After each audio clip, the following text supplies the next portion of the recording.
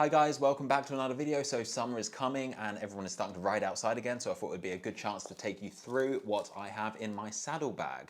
So there's probably a lot of things I'm forgetting here, so if you have any suggestions or comments, let us know in the comments what you take in your saddlebag, and that will be very, very useful for everyone. Alright, so I use a pretty tiny saddlebag here. This is just a Bontrager one, and it's about the size of my hand, you can see here, so this fits very nicely behind your saddle. Alright, let's get straight into it. So there's lots of things which you can take, and some of them you might need quite a lot, and some of them you might need very rarely. Okay, so the first one I take is this. This is an inner tube, but it's a TPU one. The advantage of this is it is much, much smaller than a regular inner tube. As you can see, it is well tiny. So this is the size of a regular inner tube compared to the TPU one. As you can see, it is so much bigger and bulkier. So yeah, this is a lot easier to carry. You can fit like 2 or 3 of these in the space that a regular butyl inner tube would take. These ones are usually quite good. I've only actually ever had to use these once because normally I'm riding tubeless, and I did actually have a puncture recently and I had to put this in to save my ride and get me home. But strangely, once I did get home and stopped riding, after about 15 minutes, I did hear a bang, and for some reason this popped. So I'm gonna check that out and see what was going on there. I'm not sure if something failed, maybe I filled it up to a too high a pressure or something like that. Let me know if you use these in the comments. I don't know what to really make of these. I've only ever had to use it once, like I said, but so far so good. I'm definitely going to keep these in my saddlebag because they're so tiny and they're so useful. Okay, next one. Okay, next up is my little CO2 inflator cap. These things are tiny and so much easier than using a mini pump. So normally I'll take one of these and then two CO2 canisters. So all of this together is still supremely tiny. It's just ridiculously small and convenient. So these will always stay in my saddlebag. If I'm going on a really long ride, I might just put like 2 more into my back pocket. I do also have this, which is an electronic pump, but this is so big compared to the CO2 inflator that this one just seems a bit pointless really, when I can take probably a similar amount of air, but in a much smaller package. So this electric pump, useful for being at home, but doesn't make the cut into the saddlebag. Okay, what's up next is some Tyre levers. So I just take 2 of these. I've practiced a lot and I figured out I can get my tyres on and off with just 2 tyre levers, sometimes even fewer than that. So make sure you take enough, because some tyres and rims are really hard to get on. Sometimes you might even need even more. So just practice this at home, and then make sure you can do it on the side of the road, because it's always a bit more of a challenge when you're cold and it's rainy. So yeah, tyre levers, very useful. Okay, what else is in this tiny little bag? I have my multi-tool. So it's good to get a cycling specific multi-tool, because these things have loads of useful things on them. My one has 5 different hex keys or Allen key wrenches there. You've also got, what's this one here? A flathead screw. I think this is a Torx one, a Phillips head, 2 Phillips heads actually, and then 1 more tiny hex key. So 6 hex keys in total.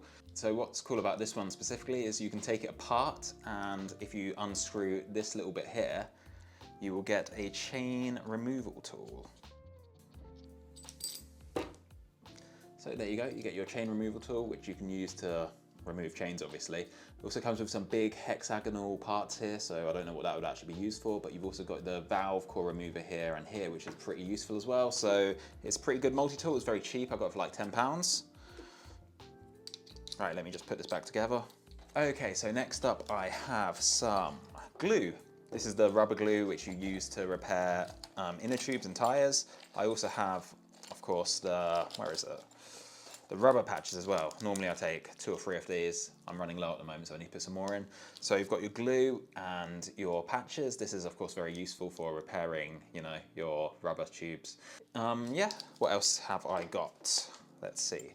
Next up, I have some tiny little chain links here. So you can use these if your chain breaks, and then you can just put these back on to help fix your chain. It's very rare that a chain breaks, and I've never had it, so it's very unlikely that you'll need these, but if you do, it's very useful to have, and they take up literally no space at all. What else do I have? Getting to the end of it here. Oh, I have another tub of glue. This one's old, I should throw this one away really. And I also have Oh, I have a valve extender.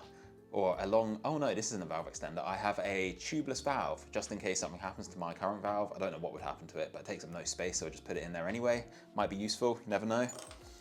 With the valves, just make sure they're really long so they fit your aero wheels. I have 3 big Allen keys, just because there's lots of space, so I thought I'd put these in as well. I only really need one of them, which is to unscrew the chain breaker on my multi-tool. So I bring this as well, because sometimes you can't use your thumb, it's just really hard to unscrew this here. And last and not least is a valve removal tool. So I have this one on the multi-tool as well, but it's just useful to have a second one, I guess. And that is everything actually. Oh no, there's one more Allen key. I think this is the one I use to adjust the brakes. So it's nice to have a long, thin one for that, just so you can get through the spokes of the wheels easily. And yeah, that's everything I have. And that's actually got a bit of space left. So if I were to put all of this back in, I would still have a tiny bit of space. I would actually be able to fit maybe 2 in the spare inner tubes in there. So yeah, it's pretty good, I think. Let me know what you take, if I'm forgetting anything. So I just want to go over these TPU tubes. Like I said, I used this once before and it got me home like 10 kilometers I needed to go. But when I got home, it did actually burst, which was a bit weird. So later on, I'm gonna check what went wrong with that. I think I might have inflated it to too high a pressure. So yeah, like I said, these TPU tubes, I'm not 100% sure on them at the moment. The problem I had is I ran over a stone and that absolutely destroyed my tyre. So that would have broken, not just a tubeless tyre, it would have broken any tyre I reckon, because the gash in that is pretty massive. So that's a job I need to do now. I just need to go and fix that. So that's it for this one. Thank you all for watching. If you liked the video, please hit the thumbs up button and like and subscribe. I really appreciate it and it really helps the channel out. All right, I will see you in the next one. Bye-bye.